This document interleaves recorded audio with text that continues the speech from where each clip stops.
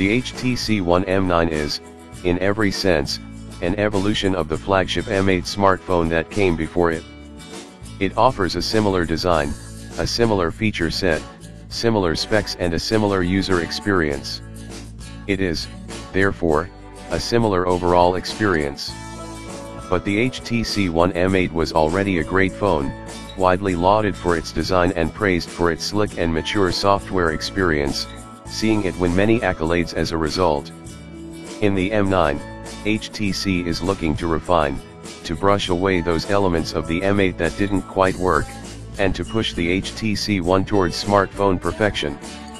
Has it pushed things forward far enough in light of the competition, or are its nips and tucks in its latest flagship too subtle to make the necessary impact? Luxury design. HTC took some inspiration from the luxury watch industry for the precise and high-quality finish of the HTC One M9. Visually, it's very close in the design to the M8. The biggest change is that the front section which houses the display is now a single metal piece that fits into the metal rear casing. That does away with the plastic flange that ringed the front previously. There's a sharper finish in many senses.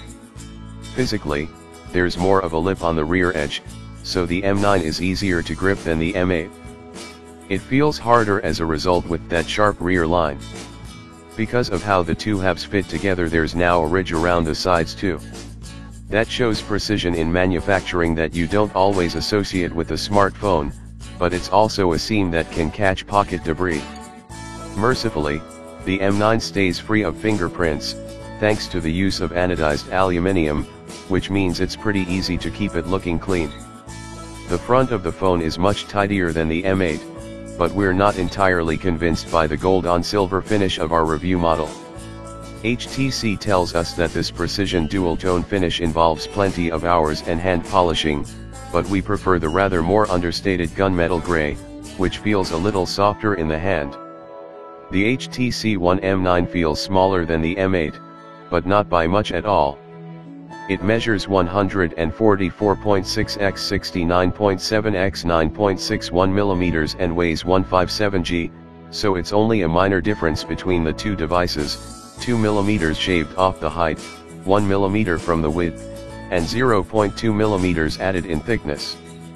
Flip both M8 and M9 devices over and there's an obvious difference in the cameras.